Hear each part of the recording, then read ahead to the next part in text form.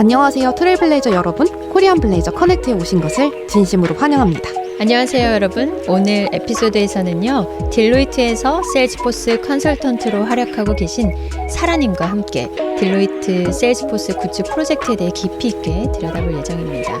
저는 지아나, 여러분의 호스트이자 세일즈포스 공인인증 강사, 그리고 DT 전략 컨설턴트입니다.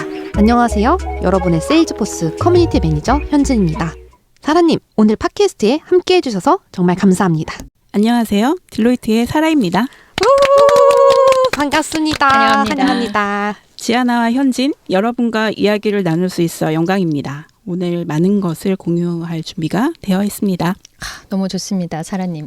진심으로 환영하고요. 먼저 자기소개 부탁드릴게요. 네, 저는 현재 딜로이트 컨설팅에서 세일즈포스 컨설턴트로서 근무하고 있고요. 세일즈포스는 2008년부터 본격적으로 컨설턴트로서 프로젝트를 수행해왔고, 그전에는 신입 때 웹 개발을 잠깐 했었고, 다른 기업용 솔루션인 CMS와 BPM 솔루션 엔지니어로서 일을 했었습니다.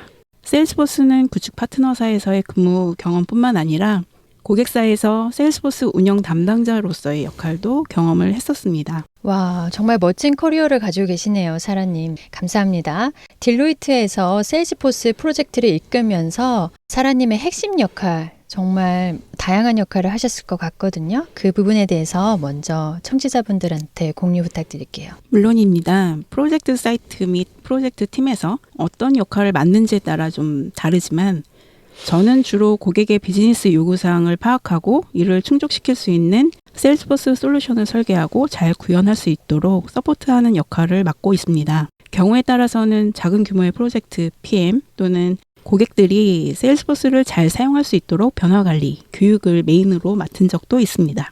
예를 들어 최근에는 글로벌 제조사의 판매 및 VOC, 고객 클레임 관리 프로세스를 디지털화하기 위한 대규모 프로젝트를 진행했었습니다. 이 프로젝트에서는 복잡한 데이터를 통합하고 사용자 정의, 워크플로우를 구축하며 고객의 운영 효율성을 크게 개선할 수 있었습니다. 와, 말씀 주신 내용들이 실제로 어떻게 효과를 발휘하는지 궁금한데요. 대규모 프로젝트와 같이 중요 프로젝트를 관리하시는데 사용되는 도구와 전략은 무엇일까요? 저희 팀은 주로 애자일 방법론을 적용하여 유연하게 프로젝트를 관리합니다. 또한 지라나 컨플루언스 또는 세일즈포스 내 구현된 프로젝트 관리 툴을 사용해서 프로젝트 내 작업 및 일정 관리, 그리고 프로젝트 문서화와 팀 간 소통을 하게 됩니다. 이러한 도구들은 프로젝트의 복잡성을 관리하고 명확한 커뮤니케이션을 유지하는 데 큰 도움이 됩니다. 네, 역시 다양한 툴을 사용하고 계시네요. 프로젝트 나가면 팀 구성이 어떻게 될지 잠깐 궁금증이 드는데요. 지라나 컨퍼런스나 개발자들이 특히 잘 사용하시는 툴이 있겠고, 아니면 PM이 잘 사용하시는 툴이 있겠고, 다양하잖아요, 사라님. 안에 그 팀 구성이 어떻게 되고, 또 직무 적합도에 따라서 툴 사용하시는 게 좀 다른가요? 팀 내에서 프로젝트를 관리하기 위해서는 동일한 툴 내에서 서로 커뮤니케이션을 해야 되기 때문에 직무에 따라서 다르다고 보실 수는 없습니다. 지라를 통해서 프로젝트 태스크나 이슈 관리를 당연히 PM부터 모든 개발자들 다 팔로우업을 해야 되고요. 거기서 이제 일정 관리나 이런 것들은 또 그 툴에서, 그리고 컨플루언스를 통해서 어떤 산출물이나 공유해야 될 문서, 혹은 고객사마다 별도로 이제 저희가 또 문서화 작업해서 산출물을 제출하기도 하는데, 그런 것들은 또 다른 공유 폴더를 이용해서 활용하기도 합니다. 그렇죠. 그럼 태스크의 적합도와 또 목적에 따라서 다양한 것들을 사용하지, 그 팀 안에 어쨌든 그 팀 플레이어들 각각은 하나지 툴은 다 같이 공동으로 사용하게 되는 거죠. 그렇죠? 네. 네, 그렇다면요, 사라님. 정말 다양한 프로젝트들을 해 오셨을 텐데요. 최근에 특히 기억에 남는 성공 사례가 있으실까요? 네, 한 번은 모기업의 해외법인 대상으로 기존 고객 관계 관리 시스템을 세일즈포스 플랫폼으로 전환하는 프로젝트를 진행했었습니다. 이 프로젝트는 저희 팀뿐만 아니라 세일즈포스 구축 파트너사와 함께하여 참여 멤버들이 많았기 때문에 팀워크가 상당히 중요했고, 특히 큰 시차 등으로 도전적이었지만 기존 사용 중인 시블이라는 CRM 시스템 대신 세일즈포스 플랫폼으로 전환하여 구현했다는 데 큰 의미가 있다고 할 수 있겠습니다. 정말 인상적인 사례네요. 그런 성공적인 결과를 달성하기 위해 무엇이 가장 중요했었는지 더 자세하게 말씀 주실 수 있을까요? 프로젝트 성공을 위해 어떤 요소들이 결정적이었는지 궁금합니다. 가장 중요한 것은 팀워크와 정확한 요구사항 분석입니다.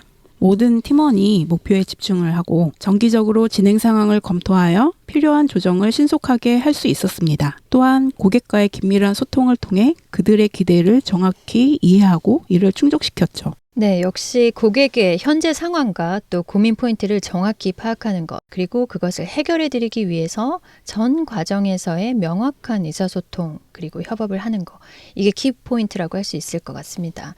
사실 이 부분이요, 핵심이긴 하지만 실제로 그것을 구현해 내는 거는 또 다른 얘기잖아요. 그게 진정한 내공이자 노하우라고 할 수 있을 것 같아요. 저도 프로젝트 투입해서 컨설팅 했을 때를 생각하면요, 항상 에지이지 분석해서 고객의 요구 조건을 정확하게 정의를 하고 파악을 하고, 그걸로 인해 투비 모델을 이제 디자인해서 상호 간에 합의를 하죠. 그렇게 한 버전과 실제로 구현해낸 아웃풋, 그 결과값의 버전이 정확하게 서로 일치하지 않았을 때 팀이 정말 가장 고된 팔로업 작업을 했던 것 같습니다. 생각만 해도 너무 아찔한데요. 고객이 그리고 바라는 것, 그리고 컨설팅 서비스를 제공한 입장에서 내놓은 해결 방안, 이게 서로 맞아떨어지지 않는 경우가 생길 수 있다는 거죠. 그럴 때는 이 아찔한 만큼 또 선제적이고 평소에 수시로 하는 꾸준한 커뮤니케이션이 무엇보다 중요하다는 생각을 늘 했던 것 같습니다.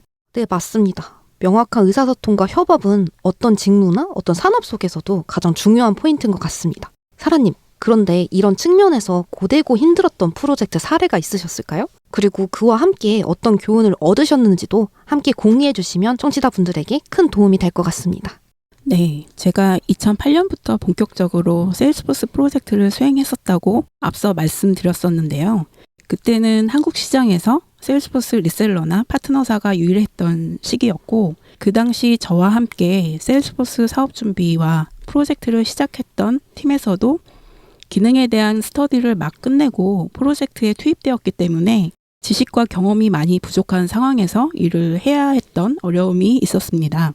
중소제조사 대상으로 기술 지원 서비스 관리 시스템을 구축하는 단기 프로젝트가 가장 고된 프로젝트로 기억에 남아 있습니다.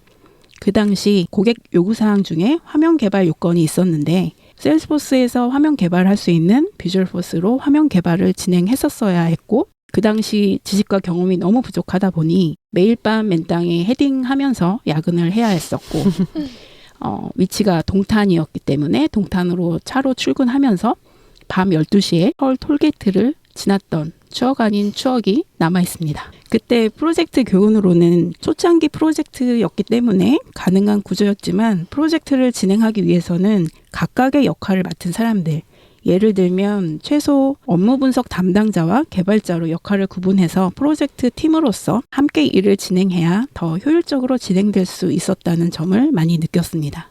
네, 이제는 기술과 비즈니스 환경이 급변하고 있잖아요. 딜로이트 내에서 이런 컨설턴트 분들의 역할도 또 달라지고 있을 것 같습니다. 이 부분에 대해서 사라는 또 어떻게 보고 계시는지 궁금하거든요.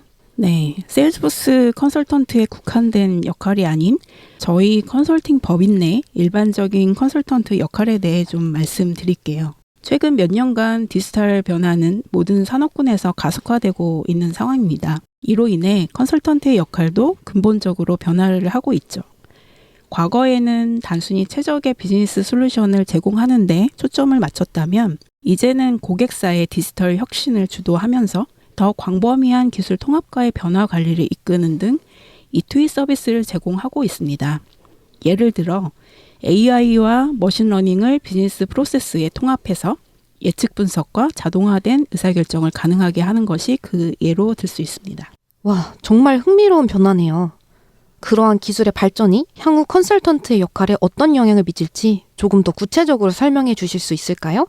이 변화가 실제로 현장에서 어떻게 나타날지 궁금하네요. 앞으로 몇 년 동안 컨설턴트는 기술 자문자로서의 역할뿐만 아니라 변화의 촉진자로서 중요한 역할을 할 것입니다. 클라우드 컴퓨팅, 빅데이터, 3월 인터넷과 같은 기술이 비즈니스 전략에 점점 더 깊숙이 통합됨에 따라서 컨설턴트는 이러한 기술을 활용해서 고객의 비즈니스 모델을 혁신하고 신규 수익원을 창출하는 데 도움을 줄 수 있어야 합니다. 네, 맞습니다. 끊임없는 발전과 또 쇄신, 공부, 노력 이런 것들이 또 빠질 수 없을 것 같다는 생각이 드네요. 이러한 변화가 진행됨에 따라서 컨설턴트들에게 필요한 기술, 역량 당연히 있겠죠. 이 부분은 어떻게 생각하시나요? 네, 기업에서 사용하는 솔루션이나 IT 기술적 지식은 필수고요. 특히 데이터 분석과 시스템 통합 분야의 전문성이 요구되는 상황입니다. 또한 빠르게 변화하는 기술 환경에서 학습 능력과 적응력이 매우 중요하고요. 컨설턴트는 계속해서 새로운 기술과 트렌드를 익혀야 하고 이를 비즈니스 전략에 어떻게 적용할 수 있는지 이해하고 실행할 수 있어야 하고 또한 이를 문서로 잘 표현할 수 있어야 합니다. 네, 말씀 주신 부분들이 컨설턴트를 꿈꾸고 있는 분들에게는 매우 중요한 포인트가 될 것 같습니다. 마지막으로 미래 컨설턴트들에게 더욱 구체적인 조언을 주신다면 어떤 것들이 있을까요? 네, 기술의 발전을 쫓는 것만큼 중요한 것은 그 기술이 비즈니스에 어떤 영향을 미칠 수 있는지를 이해하는 것입니다. 따라서 지속적인 교육과 실습, 그리고 팀 내부 및 외부와의 긴밀한 협업을 통해 이러한 이해를 넓히는 것이 가장 중요합니다.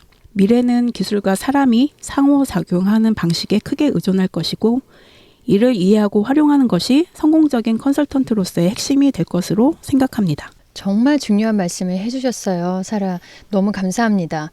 오늘 우리가 귀중한 경험을 공유해 주신 사라를 통해서요. 코리안 블레이저 커넥트를 듣고 계신 우리 청취자분들에게도 정말 많은 인사이트가 되실 거라고 생각이 듭니다. 여러분, 사라와 같은 전문가가 이끄는 프로젝트에서 세일즈포스를 경험하고 또 성장할 수 있다는 점은 정말이지 큰 행운인 것 같다는 생각이 듭니다.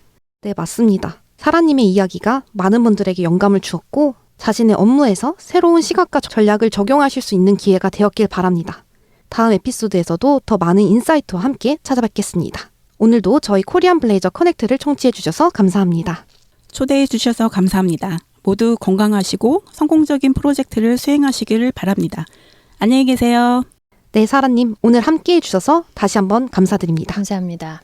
팟캐스트를 들으시면서 궁금하신 부분이 있거나 다음 시즌에서 듣고 싶은 부분이 있으시다면 지금 설명란에 있는 설문 URL에서 여러분의 소중한 생각과 의견을 저희에게 보내주세요. 다음 시즌에서도 더 풍부한 내용으로 찾아뵙겠습니다.